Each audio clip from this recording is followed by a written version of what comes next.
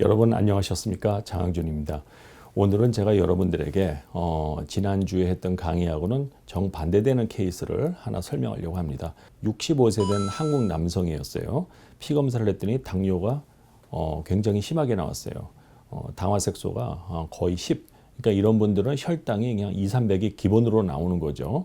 피검사를 했는데 굉장히 심한 당뇨가 진단이 돼서 제가 이제 당뇨를 치료하는 메폴민과 더불어서 렌투스라고 하는 인슐린을 처방해 드렸습니다. 그랬더니 이제 이분이 대뜸 묻더라고요. 아니, 당뇨약 처음 먹는 사람한테 이렇게 인슐린을 처방해 줘도 되는 겁니까? 그래서 제가 이렇게 말씀을 드렸죠. 아버님, 어느 가장이 있었는데 열심히 하루에 막 5잡을 뛰고 열심히 일을 하다가 어느 날 몸이 너무 아파가지고 더 이상 일을 못하게 됐습니다. 그래서 그 집안에 하루에 드는 생활비가 2,000불인데 써야 될 체크가 2,000불어치가 있는데 이 가장이 몸져 누워서 일을 못하게 되니까 부도가 나기 직전인데 옆집에 어떤 착한 이웃이 있었는데 그 안타까운 사연을 듣고 그래요? 그러면 내가 당신 생활비 한 달 동안 무상으로 다 그냥 대줄 테니까 나중에 돈 생기면 천천히 갚고 빨리 건강부터 회복하세요. 만약 이런 이웃이 있다면 정말 그 경제적 위기에 빠진 가장은 그야말로 구세주를 만난 것과 같죠. 바로 이 환자 같은 경우에 그 인슐린이 바로 그 착한 이웃과 같은 겁니다. 이 사람은 쉽게 말해서 인슐린 부도가 난 거거든요. 자기 스스로 그 당을 극복할 만큼, 즉 췌장에서 충분한 인슐린을 만들지 못하는 거죠.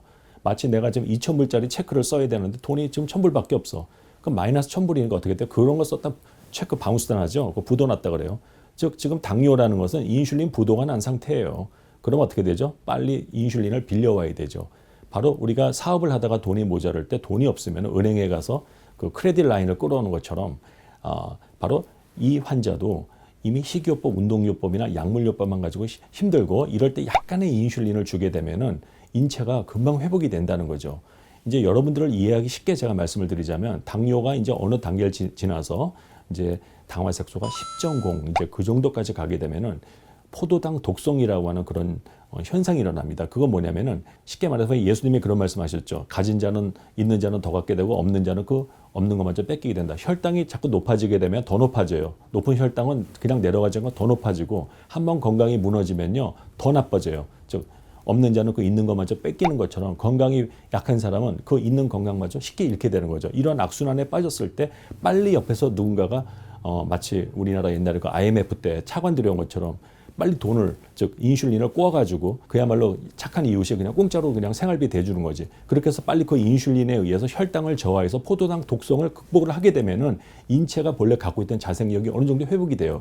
그래서 이 환자는 2달 만에 인슐린을 끊게 됐어요. 왜? 인슐린을 맞으니까 자꾸 저혈당이나. 그래서 약만 가지고 충분히 조절이 되고 또 이분은 굉장히 대단한 게 지금까지 제가 많은 환자를 봤지만 이 사람같이 제가 운동요법, 식이요법, 약물요법, 그다음에 정기적인 신체검사, 피검사 하나도 어기지 않고 그대로 하셨거든요. 제 말 듣고 운동을 열심히 했어요. 운동을 열심히 하고 과당 다 끊어버리고 라면 안 먹고 다리에 근육 키우고 너무너무 당이 급격히 좋아져가지고 당뇨에 걸린 지 9개월 만에 피검사를 냈는데 당화색소가 5.3이 나왔어요. 10.0에서 5.3. 이건 굉장한 변화입니다. 미국에서요 당뇨 치료하고 나서 평균 인슐린 떨어지는 게 이 정도 떨어지면 잘 떨어졌다 그러거든요. 그래서 나중엔 제가 메폴민도 줄였어요. 그냥 운동요법, 식이요법 하시고 스트레스 받지 않도록 하세요 하고 그렇게 해서 당이 1년 있다 피검사를 했는데도 너무 좋은 거야.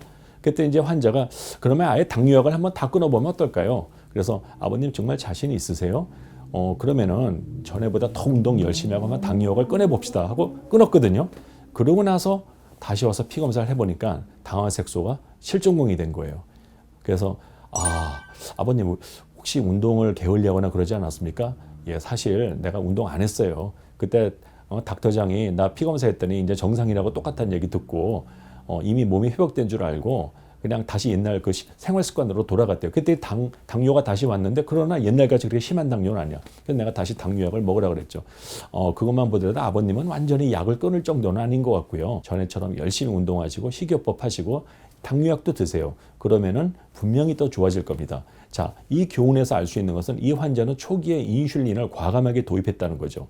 그때 만약 제가 치료를 갖다 소위 말하는 언더추리면 약을 갖다 약하게 주고 그냥 그 병을 질질 끌었더라면은 절대 인슐린을 끊는 그런 사태가 오지는 않았을 겁니다. 즉 당뇨병이 악화될 때는 바로 인슐린을 과감하게 도입하라는 거죠. 그렇게 됐을 때 인슐린을 끊을 수가 있게 되는 겁니다. 그렇지 않고 병을 키우게 돼서 나중에 이제 포도당 독성에 의해서 신장이 망가지거나 췌장이 완전히 망가지게 되면 이 사람들 평생 인슐린 쓰게 되는 거죠.